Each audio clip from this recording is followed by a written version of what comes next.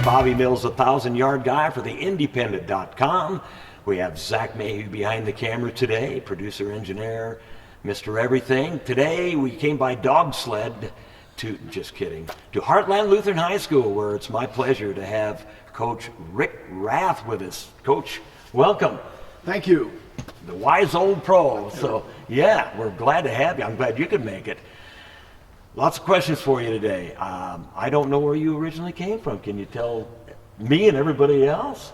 Yeah, I grew up on a farm south of Harvard, Nebraska. Graduated from Harvard in 1966. Ended up going to Doane. Played football 2 years. Had some problems with concussions clear back then, and ended up getting into officiating and finishing my degree in physical education and history.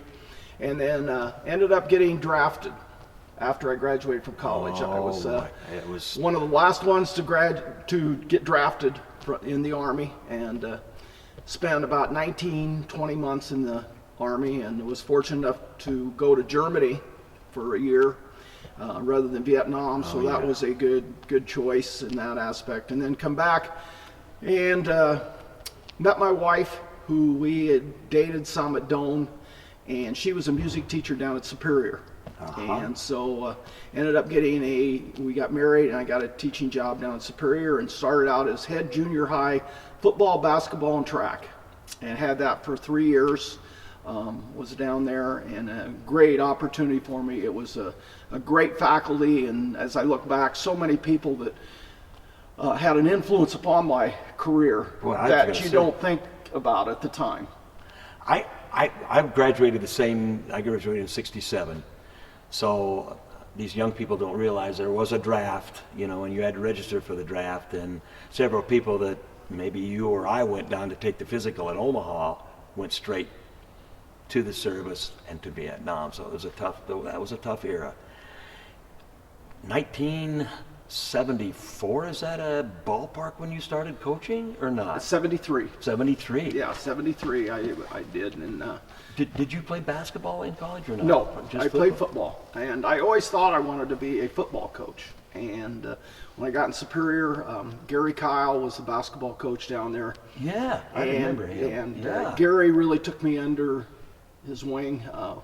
Just was a great mentor, and it's just funny how those things work out, because I look now at my personality, and I think I have a personality that was much more suited for being a basketball coach rather than a football coach. Cool. Well, you made a good, by my calculations, am I off, or are you maybe 4 or 5 wins away from 300 or 400? 400, somewhere in there. I wow, don't know. That's a lot of wins, and you've really never gotten out of the coaching ranks. I don't think. You might have been an assistant. Because when did you retire from teaching? I retired from teaching in 2008. Okay, that was about the time I retired from work because of my back. But so you've really never been away from coaching, I should say, but never had a chance to pad those wins very much, being an assistant coach. No, exactly, and that's never been important to Probably me. Not.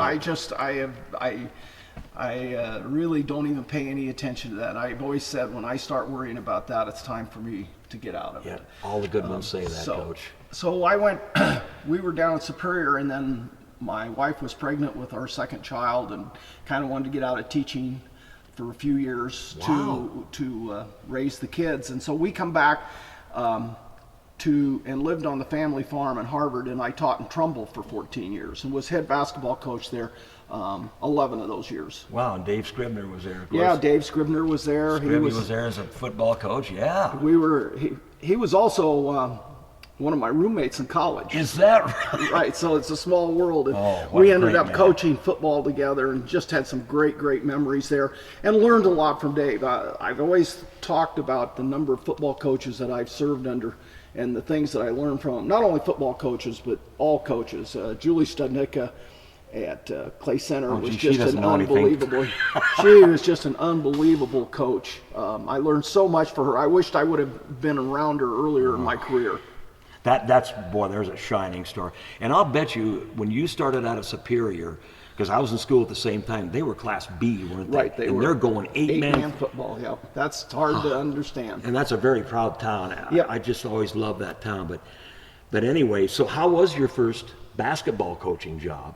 I mean, in varsity. That was at Trumbull my second year that I was there. They had, and we ended up being around 500. And Trumbull had some great athletes, but they were football athletes. Yes, they were. They were. During the 70s and 80s, and I've always laughed that if the NSAA would have come out and said that you could only play football or basketball, I would have probably had 2 kids in about 8 or 9 years. And that's nothing against the kids. It just was where their priorities were.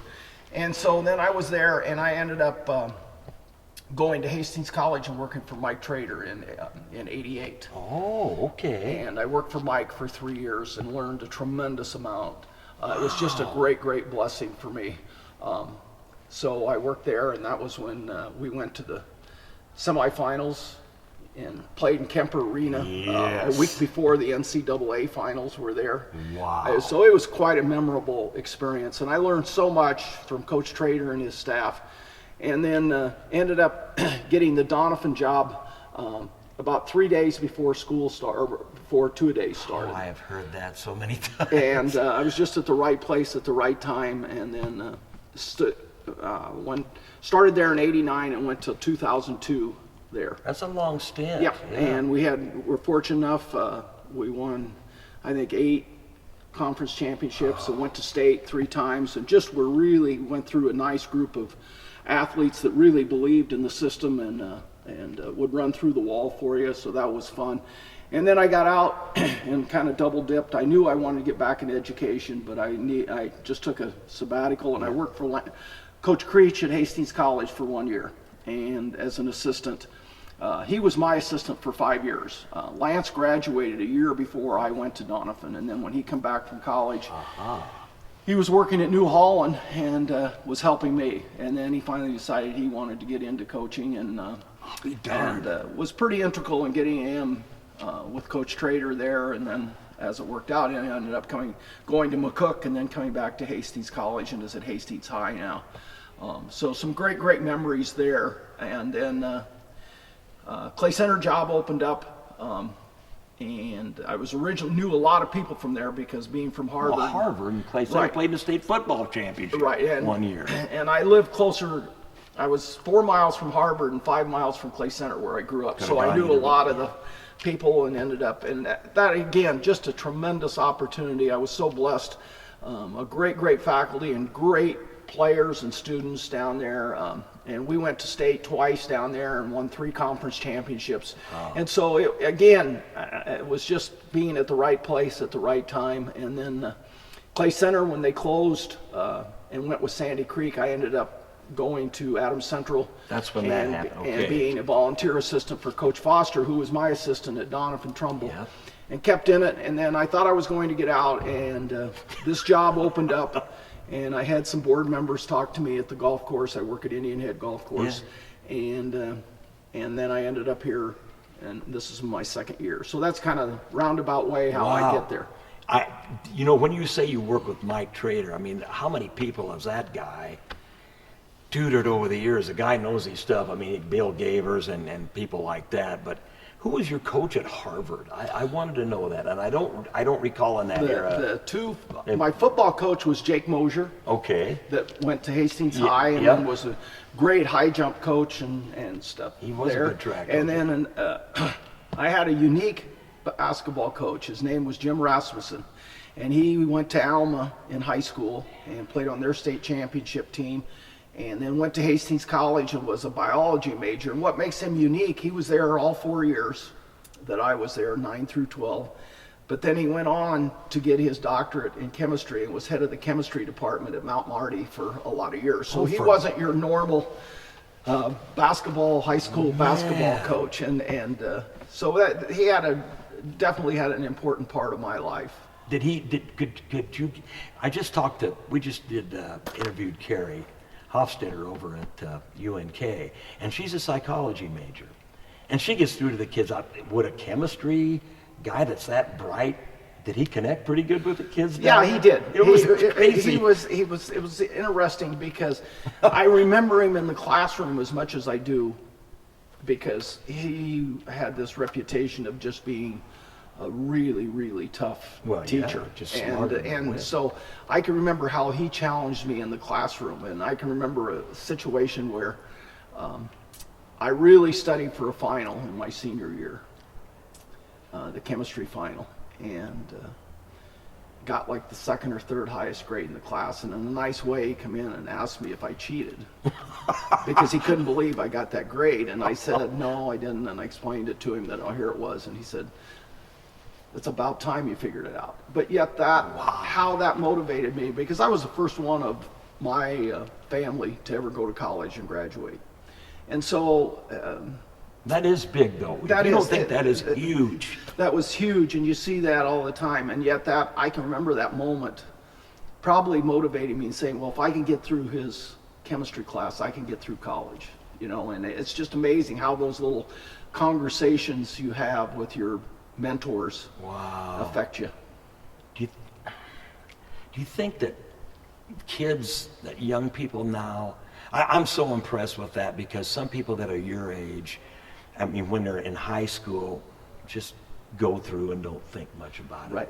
To me, that somebody that has that kind of thoughts, that motivating thoughts like that, is coaching material, or some material to help young people. Are there young people out there today like that let things affect them? I don't know. Yeah, I think Maybe there you are. don't know it at the time. I always, being a history teacher, I always try to watch how as a generation, you can think the generation below you, and I can remember how my parents thought when rock and roll started coming around. Oh boy, we yeah. were going the wrong way as a generation, and so you have to be careful of that. And people ask me how coaching's different today than it was, 40 years ago, There you go. and I don't think it's much different. I think maybe what the coach says, you have to prove to the kids that it's important, and then they'll run through the wall for you still. Yeah.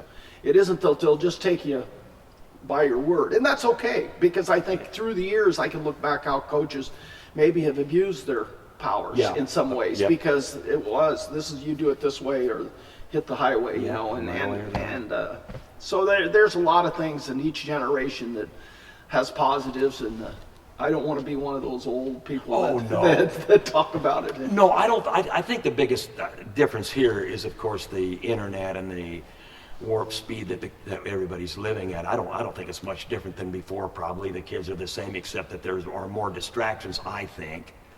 And like you said, when we were kids, it was the twist and those Elvis that was going to poison us all. But everybody got through that. But, Yeah, we did. But yeah, it's a little tougher to. I don't know whether, and of course, farm kids back then had not much time either. Nope. So I mean, it's the same as now. But I'll tell you what. Just going to jump up to the present. The Clay. Does this gig here mirror Clay Center in any way or not? I mean, as far as, of course, this Clay Center's close to Harvard. You were used to, smaller town kids at times.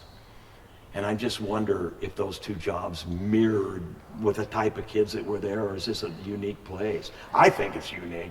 It's a different place than I have seen. Absolutely, and it just is. I didn't know, going from a public school to a parochial, I wondered what you were thinking, what you we're going through your expecting, mind. and to be right honest, the only thing I had to compare it was with after competing against St. Cecilia's and the GICCs and everything, and it was just the uniqueness of this place has just been such a blessing for me, in that the community support you get here and the uniqueness of it. And I think, and the thing I can contribute it to, and I might be wrong, I think it's new enough that the people have such a commitment to it to make it Probably successful. Yep. Rather than it's just been part of it. They are the ones who started it. They are the ones who are sacrificing financially, and they live and die with the Heartland Lutheran community, and it's just so unique, and it's been such a unbelievable blessing for me to be involved with this setting. Well, it is a great setting, because I know when George Abe and I used to do a few games out here, you'd swear that almost every grad was watching that game, you know, logging on. But it's a unique situation. The thing I was impressed with, just from seeing this team that you've taken over, is a progress between the earlier this year and that tournament up in St. Paul, the Goldenrod tournament. I talked to you before the game, and you were playing a pretty good team that already thumped you pretty good right here. I was floored of how smart those kids played and never backed down. What do you do now? They were always pretty good offensively, I think. Here. Right. Lloyd Wagnus had them running and gunning, but I don't know how much defense he stressed. I don't know if you can stress offense and defense and pound and pound and pound one way or the other, man. But how did you get these kids to? I mean, you actually sagged back on Hudson and made life pretty miserable that night. Yep. You think a young coach could have done that? I have no idea. It's just No, come on, coach. It just is. That's amazing, though. I guess believing in your system enough, and I know through the years we play we've been playing at Heartland Lutheran. We played very little man. Mostly it's been our matchup zone. It's hard to play man. And it is. And part of that is I think man to man takes 3 or 4 years to develop. I do too, Coach, and I remember you saying that. And I just think, and time is the enemy. Yeah, it always is the enemy. So you got to figure out what you want to do, and I think I can use my matchup with less practice time. Yeah, well, that's where be effective with it. And through the years, very few people have been able to run it. Even some of my coaches that have coached with me, or players that have played with me. And it's just something that I can see, or I can get a feel on, and we can change some things. And it's grown. Even it's grown here from what I did at Donovan with it and what I did with it at Clay Center. We've got some unique parts of it. And it takes the players. That's the big thing. I thought it was funny. I give Isaiah a real compliment after one of our games that's as good as I've ever seen him play. And the next day, one of the players said, "Coach, Isaiah thought we were playing 1-3-1 all night." and from that, but the reason I bring that up was he is good enough to cover more area than what I. And you're talking about who now? Isaiah Sapak. Yeah, and he is. That kid can cover some ground. He has just turned into just a monster defensively, and his offense is starting to come around. Last game, he had 19 points and 14 rebounds. And that doesn't count just where his defensive presence is. And so by just having that and being able to expand and use the uniqueness of some of our players, Jacob Simonson covers so much ground on the top. Yes, he does. It's so nice to have a 6'1" point guard that can cover on inside and outside. And I don't know for sure, we don't make a big deal of block shots, but he's got to be coming pretty close to being our blocking the most shots, because he comes down from the top of the zone and can get a couple touches. And so that's been real good. And Devin Heffley is just, he's 6'3", can go inside, outside, and is just got that long. And he's really starting to expand his defensive prowess and understand what we want.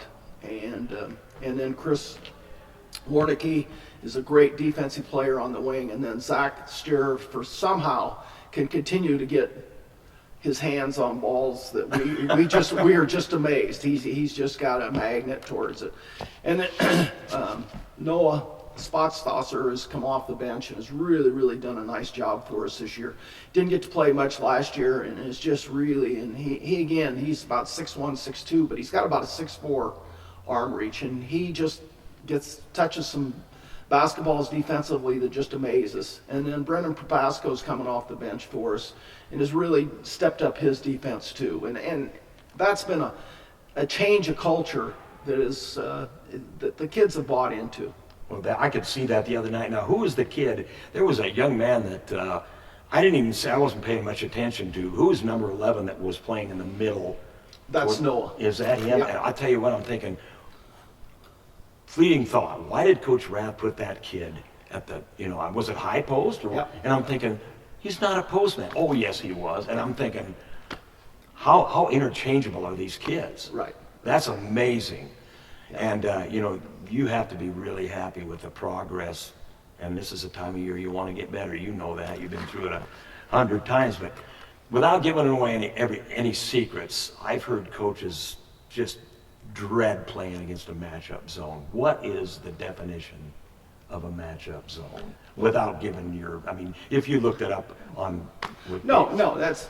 And the way mine kind of developed was years ago, you might be in a 2-3 zone, and for the whole game, and they got a real good sharpshooter that's a wing, and you've really done a great job with him and everything.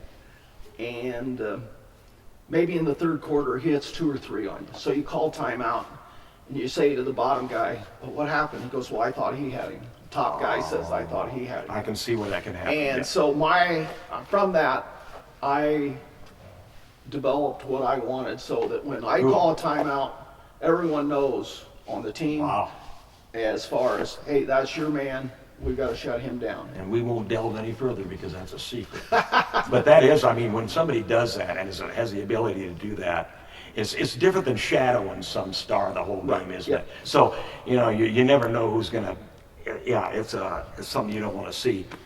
Is that your favorite defense, or is that? Yeah, and we give some different looks out of it. We'll sometimes go with a 1-2-2, sometimes with a 2-1-2 look. I wasn't aware. I didn't mean to interrupt you, but I better catch you when you're fresher. I didn't realize that the 2-3 zone in a lot of colleges you might see playing that. I didn't realize it was around that long. Was it when you started even? No. It developed really in the late 80s and the 90s. That's longer than I thought, though. Yeah. Do you have to have a tall team to run that? Really? No. Wow. And it's just amazing how you can put some people in certain places. And we're still experimenting where we're putting people. Sure. We're still trying to fine-tune this for the next 2 weeks and figure out where we want to play some people. Because it's funny that you mentioned that, because I got some things up my sleeve that I maybe want to work on the next couple of games as far as where we put players. It isn't the changing of the matchup. It's just changing where you put the players. Oh, exactly. But do you change your practices to prepare for certain teams? I know there are coaches that do not, that just run the same practices every practice. They don't watch a ton of film on who they're playing. We're going to do this, and we do it well. And is that out the way? That you can't do that, can you? It's changed. I think we watch the least amount of film since I've been here, and I think I hear so many coaches saying that. It's Coach Creech and I just talked about that. How much? Really? Because he's at Hastings High now, and he said the same thing. Because, we come from kind of the same philosophy, and we both coached under Coach Trader, and the amount of tape we watched there, and then how the things evolved. And like he said, right now, he said kids just don't. You might take 1 or 2 things, and with Huddle, it's so much different. Oh, today, boy. you can break it down so much easier. You don't have to watch a ton of tape to get to 2 or 3 spots. I can go in and get done in 10 minutes what it used to take maybe 40 minutes in the. Okay.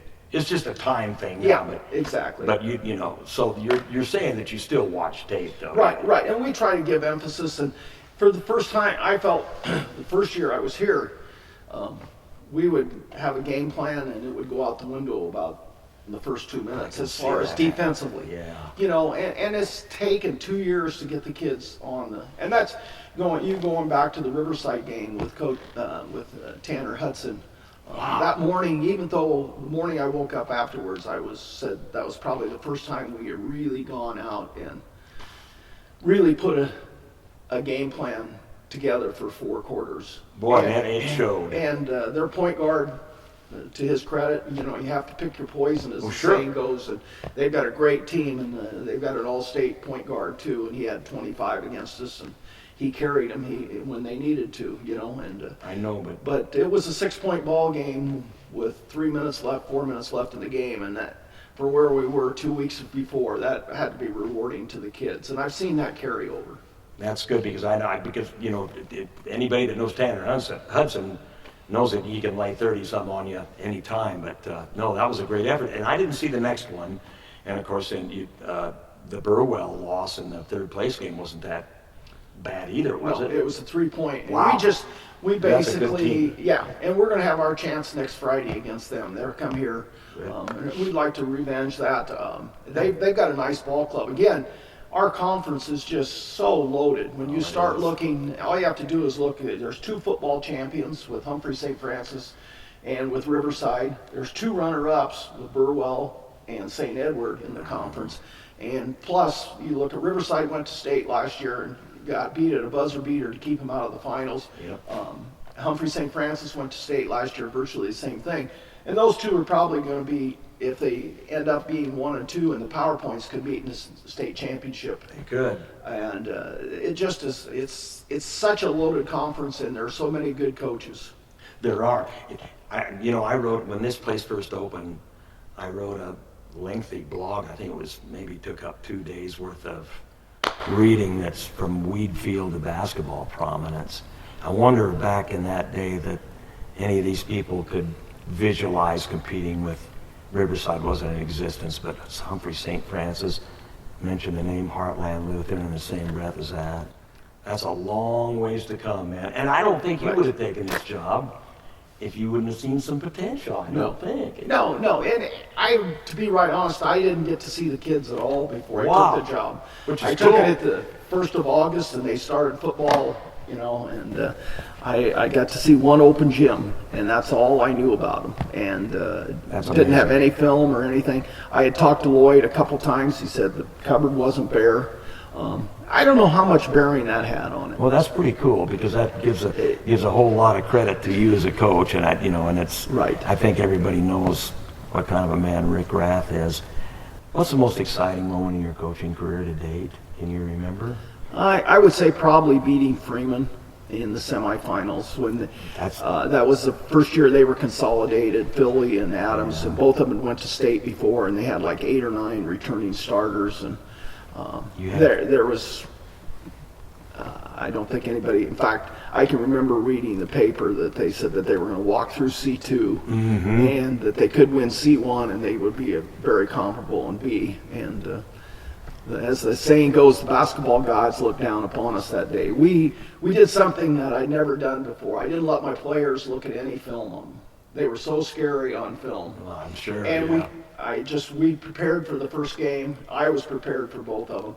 And then we scripted the first 10 plays, almost like you In did in football. basketball. Because we felt that they had taken their D schedule, either Adams or Philly, and they really hadn't played many C2 teams.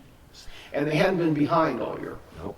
And so we felt it was really, really important to get ahead of them. And we had big cards. It wasn't the kids had to memorize them. We had big cards, and we'd come down. And as I remember, we were like 7 to 10 on the first coming down. And we got ahead, and then Matt Arman, who is one of my assistants here, hit a shot at the buzzer at half to go up. I think it went from 4 to 7. I think so. And something like that, and that just got us in it, and they got in a little bit of foul trouble. And then I'll never forget that game. we stumbled into an offense that was basically one night down at Franklin.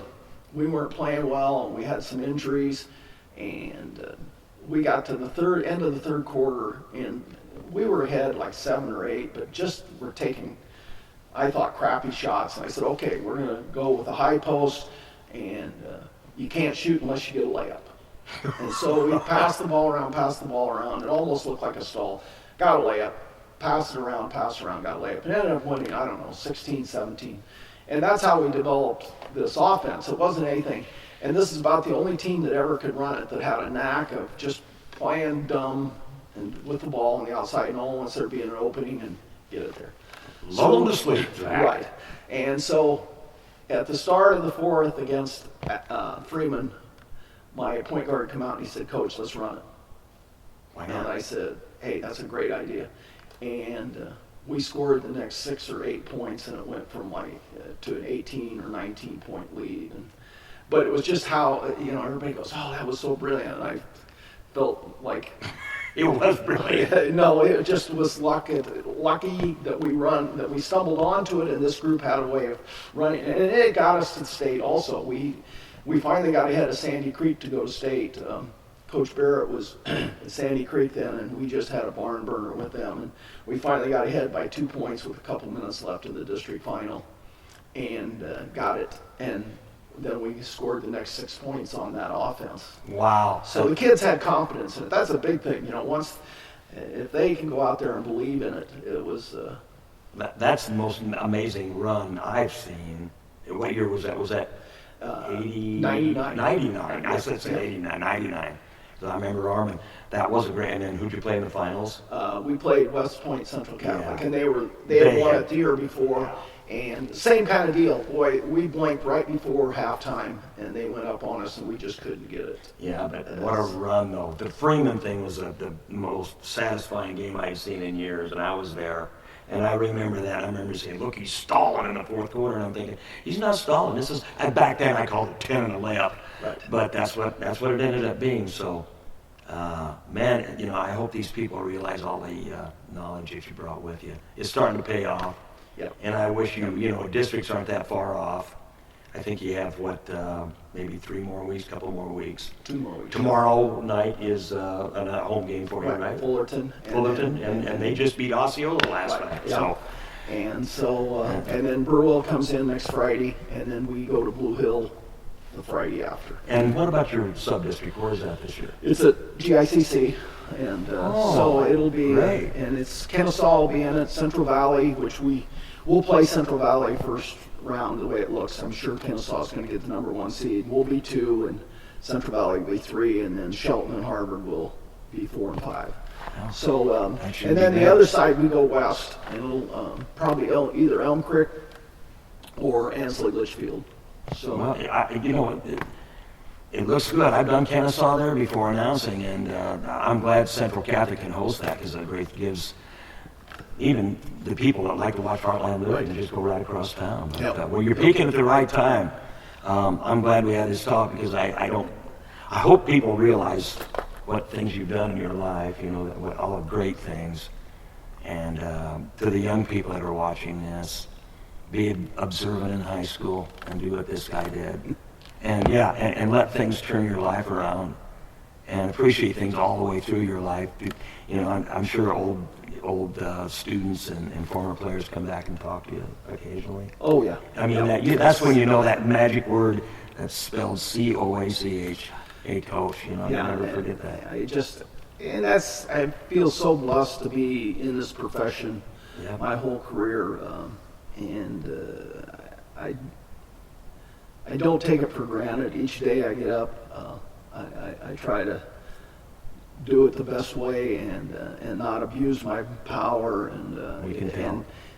and it is rewarding, especially when you see somebody about 35 years old that played for you and goes, "Hey, coach, I'm really starting to understand what you mean now. What things that you taught me," and that's why I've been in it. I've never been in it for the wins. It's the relationships is #1 and the process. I can remember I taught and coached over 20 years before I was fortunate enough to have a team go to state. And It's a long I time. look back on how a blessing that was, because I can remember talking to the coaches and they go, "Oh, it's still a game." And I'm going, "No, it isn't. It's more than a game." And after the first time we went to state, I can remember walking off.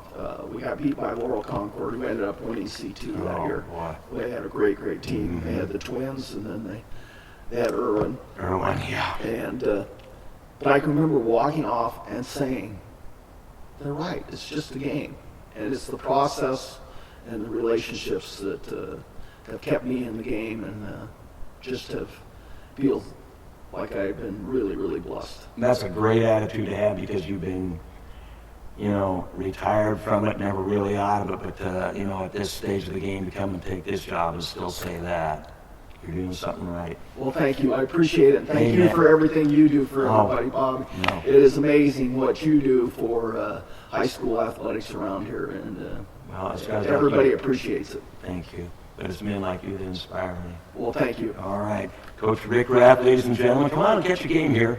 Very friendly atmosphere, great basketball tomorrow night. So come out here and catch, and you know, they've got Burwell next Friday. So it's been a pleasure. Like I said, we will see you next time We won't forget this one for quite some time. This is Bobby Mills for Independent.com, and in the hoops, we'll catch you down the road.